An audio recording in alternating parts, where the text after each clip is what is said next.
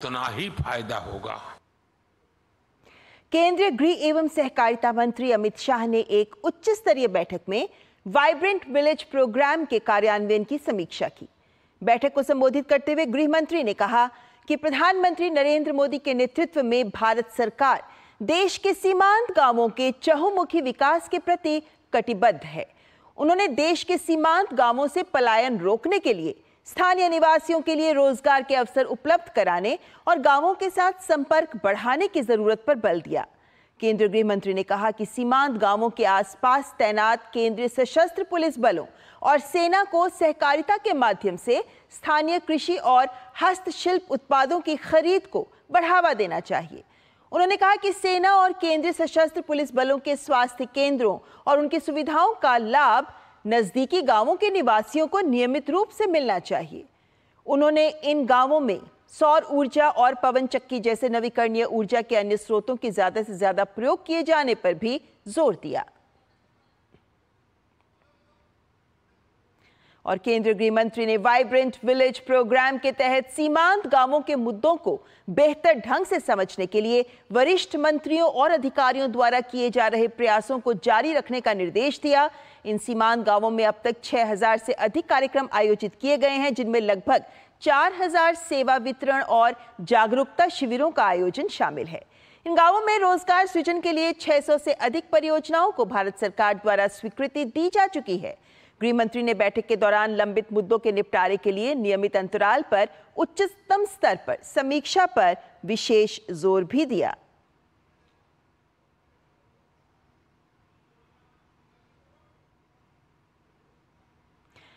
Vibrant village programme योजना के तहत 2420 करोड़ रुपए की लागत से 136 सीमांत गांवों को 113 ऑल वेदर रोड परियोजनाओं के माध्यम से संपर्क प्रदान किया जा रहा है।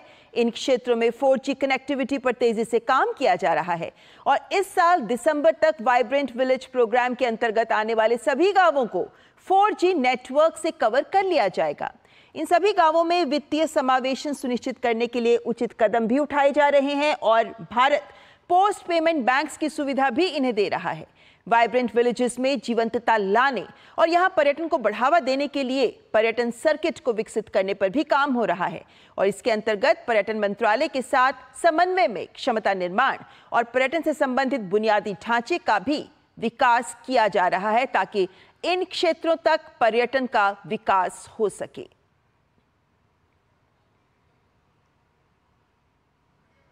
आपको बता दें कि प्रधानमंत्री नरेंद्र मोदी के नेतृत्व में पिछले साल फरवरी के महीने में 4800 करोड़ रुपए के आवंटन के साथ इस महत्वपूर्ण और महत्वाकांक्षी योजना की शुरुआत हुई थी।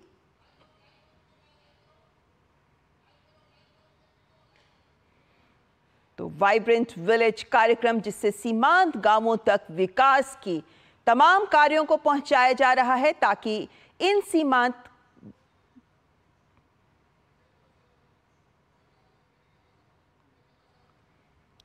गांवों तक भी विकास पहुंचे, यही प्रयास है। लेकिन ये वाइब्रेंट विलेज प्रोग्राम के तहत किस तरीके से इनका विकास किया जा रहा है, क्या एक दूरगामी सोच है सरकार की, एक बार वो हम आपके सामने रखना चाहेंगे क्योंकि तमाम विकास की परियोजनाएं हैं जो इन कह सकते हैं सीमांत गांव जिन्हें हम प्रथम गांव का दर्जा देते हैं, इन तमाम गांवों तक पहुंचाई जा रही हैं। एक से एक बढ़कर ढांचागत परियोजनाएं जिन्हें हम आपके सामने अब हम रखना चाहेंगे क्योंकि ये गांव विकसित होंगे तो हमारा देश सुरक्षित रहेगा, ये एक सोच जरूर सामने है। तो आप देख सकते हैं कि इस वाइब्रेंट विलेज प्रोग्राम के तहत जो काम किया जा रहा है उसमें हिमाचल प्रदेश, उत्तराखंड, सिक्किम, अरुणाचल प्रदेश, तिब्बत जैसे क्षेत्र हैं, लद्दाख जैसे क्षेत्र हैं जिन्हें यहाँ पे शामिल किया गया है। 19 जिले और 3000 गांवों तक अभी पहले चरण में काम शुरू हो चुका है। जो काम किया जा रहा है वो एक विस्तृत, एक व्यापक तस्वीर को समझना बहुत जरूरी है क्योंकि वाइब्रेंट विलेज कार्यक्रम के तहत जो गांव शामिल है उनमें हम देख सकते हैं कि 220 से अधिक सरकारी योजनाओं का यहां 100% सैचुरेशन हो, इसे सुनिश्चित किया जा रहा है कि सभी योजनाएं यहां पहुंच सके। अगर हम 2022-23 वित्त वर्ष से बात करें, 2025-26 के वित्त वर्ष तक के लिए बात करें तो ये एक आंकड़ा है जिस पर आप नजर रख सकते हैं कि इतना रुपया मंजूर किया गया और सरकार लगातार इस प्रयास में है कि इस कार्यक्रम में धन की कमी आड़े ना आए। इस कार्यक्रम के लक्ष्यों को अगर आप देखें तो बहुत स्पष्ट लक्ष्य के साथ सरकार आगे बढ़ रही है। इसका व्यापक विकास इन सभी गांवों का होना चाहिए।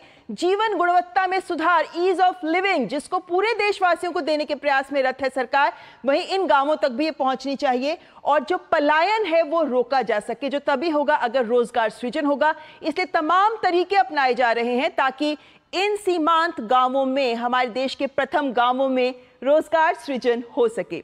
ये 3 लक्ष्य, लेकिन इनको हासिल करने के लिए सरकार 3 मोर्चों पर एक साथ काम कर रही है। यानी एक्शन प्लान के तहत 3 स्तर हैं। गांव के स्तर पर पूरे के पूरे गांव का विकास, परिवार के स्तर पर कि हर परिवार में किस तरीके से उनके परिवार वासियों का विकास हो सकता है, हर एक व्यक्ति का विकास हो सकता है, इसकी सोच, और लाभार्थी यानी हर योजना का, सरकारी योजना का लाभ सब लाभार्थियों तक पहुंच सके, ये सोच। लेकिन विकास के जो अलग अलग क्षेत्र हैं एक बार उन पर भी नजर डाल लीजिए। कृषि, आवास, ऊर्जा, पर्यटन, दूरसंचार के तहत 4G पहुंच रही है। संपर्क सड़कों के माध्यम से कौशल विकास के साथ साथ उद्यमिता और आजीविका सृजन के लिए सहकारिता जैसे योजनाओं को भी यहां लाया जा रहा है। यानी हर मोर्चे पर एक साथ काम किया जा रहा है। इन क्षेत्रों में अगर हम ढांचागत विकास के मात्र कुछ उदाहरण आपके सामने रखें तो आप देख सकते हैं कि 17 सालों में जो इन क्षेत्रों के ढांचागत विकास में खर्च किया गया, 2 गुना, उससे 2 गुना तो पिछले 5 साल में ही केंद्र सरकार ने खर्च कर दिया है। यही नहीं बल्कि 2022-23 से 25-26 के लिए हमने आपको जैसे दिखाया कि 4800 करोड़ रुपए को मंजूरी दी गई है। आगे बढ़े तो हम ये पाते हैं कि सरकार की सोच के तहत अगर हम सड़कों की बात करें, क्योंकि संपर्क बढ़ेगा तभी तो विकास की योजनाएं भी पहुंचेंगी, सड़कों की ही कुल लंबाई में 3.5 गुना वृद्धि हुई है। और यहां आप पिछले 14 से 22 तक के आंकड़ा हम आपके सामने रख रहे हैं। लेकिन सड़कों के साथ साथ भारतीय रेल भी रणनीतिक रूप से रेल लाइनों का निर्माण कर रही है। साथ ही साथ हवाई पट्टियां भी बनाई जा रही हैं, वायुसेना लैंडिंग स्ट्रिप्स भी बनाई जा रही हैं। जो लैंडिंग स्ट्रिप्स हैं उन्हें अपडेट किया जा रहा है ताकि हमारी सेना हर मोर्चे पर सशक्त हो सके। और इस सब का फायदा जाहिर है कि इन गांवों को भी मिल ही रहा है, विकास तेज रफ्तार से यहां पहुंच रहा है। अगर आप अरुणाचल प्रदेश का उदाहरण देखते हैं तो अरुणाचल प्रदेश में फ्रंटियर हाईवे एक सबसे बड़ा उदाहरण है कि कैसे सरकार यहां ढांचागत निर्माण कर रही है। 1800 किलोमीटर, लेकिन 1000 किलोमीटर तो अंदर का ही सड़कों का संपर्क इसमें शामिल है। लेकिन आप देखिए कि ये तवांग, तिब्बत यहां पे पड़ता है, यहां पे चीन पड़ता है और इसके साथ यहां पर म्यांमार पड़ता है, वहां नीचे भूटान पड़ता है और ये हमारा अरुणाचल प्रदेश है। और ये फ्रंटियर हाईवे अगर आप देखते हैं तो रणनीतिक रूप से ये फ्रंटियर हाईवे बहुत बहुत महत्वपूर्ण साबित हो सकता है। ये एक उदाहरण आपके सामने सिर्फ फ्रंटियर हाईवे का, लेकिन अरुणाचल प्रदेश को लेकर भी सरकार लगातार ढांचागत विकास को आगे बढ़ाती रही है। यहां सेला सुरंग का भी निर्माण किया गया है और उसका उदाहरण हमारे सबके सामने है। इसके आगे बढ़े तो सबसे ऊंची सुरंग शिंकून ला सुरंग पर भी काम शुरू होने जा रहा है और ये चीन की सबसे ऊंची सुरंग जो 15,500 फीट से ज्यादा है, ये उससे भी ऊंची होगी। अरुणाचल प्रदेश में ही हम देखें तो कई नई एयरफील्ड्स को डेवलप किया गया है और पुरानी एयरफील्ड्स को भी अपडेट किया गया है ताकि हमारी वायुसेना सशक्त हो सके। लेकिन पाकिस्तान और बांग्लादेश सीमाओं की बात करते हैं, क्योंकि हम यहाँ सीमावर्ती गांवों की बात कर रहे हैं, तो पाकिस्तान और बांग्लादेश की सीमाओं से जुड़ते गांवों की बात करें तो यहाँ पर जो ढांचागत विकास है उसका लाभ भी इन गांवों को मिल रहा है, क्योंकि हम जानते हैं कि इन सीमाओं पर एकीकृत सीमा प्रबंधन प्रणाली लागू की गई है जिसके तहत कई कदम उठाए गए हैं। मानव रहित हवाई यानी अनमैन्ड एरियल व्हीकल्स को भी यहां डिप्लॉय किया गया है ताकि जो सीमाएं हैं वो सुरक्षित रह सके। सीमा बाड़ लगाए गए हैं, सेंसर आधारित निगरानी प्रणाली अपनाई गई है, यानी तकनीक का भरपूर प्रयोग किया जा रहा है ताकि हमारी सीमा, यहां पाकिस्तान और बांग्लादेश की सीमा की बात हो रही थी, लेकिन म्यांमार की सीमा के साथ भी अगर आप देखते हैं तो पूरी 1643 किलोमीटर की सीमा है और सरकार का यह प्रयास है कि इस पूरी सीमा पर बाड़ लगाया जाए और ये योजना को भी आगे बढ़ाया जा रहा है। तो काम लगातार हर मोर्चे पर, हर सीमा पर जारी है। म्यांमार की बात करते हैं तो यहाँ 1117 सीमा चौकियों पर तो 4G आधारित मोबाइल सेवाएं भी पहुंच गई हैं, क्योंकि हम कनेक्टिविटी की बात करते हैं तो प्रधानमंत्री हमेशा कहते हैं कि रोड कनेक्टिविटी, रेल कनेक्टिविटी के साथ ये हाईवे कनेक्टिविटी भी जरूरी है, यानी ये संपर्क सुविधाएं 4G पहुंच चुका है। नेपाल, भूटान, बांग्लादेश के साथ कुछ सीमाओं पर कुछ और भी कदम उठाए गए हैं, जैसे बेहतर सड़क और रेल संपर्क तो है ही, एकीकृत चेक पोस्ट बनाए गए हैं जिससे लोगों की आवाजाही में बहुत सहायता होती है। व्यापार सुविधा केंद्र बनाए गए हैं ताकि व्यापार भी स्थानीय निवासी जो सीमावर्ती सीमावर्ती गांवों के क्षेत्रों के लोग हैं वो व्यापार भी इन देशों के साथ आसानी से कर सके। तो ये तमाम ऐसी पहल है जो सरकार की ओर से की गई है और इसी पहल का नतीजा ये है कि इन सीमावर्ती गांवों को लेकर जो अब एक दूरगामी सोच के साथ सरकार वाइब्रेंट विलेज कार्यक्रम को आगे बढ़ा रही है, ये तमाम प्रयास जो सरकार के द्वारा पहले से किए जा रहे हैं उनके माध्यम से अब इन लक्ष्यों को भी हासिल करने में बहुत बहुत आसानी होगी। यहां पर एक ब्रेक के लिए रुके।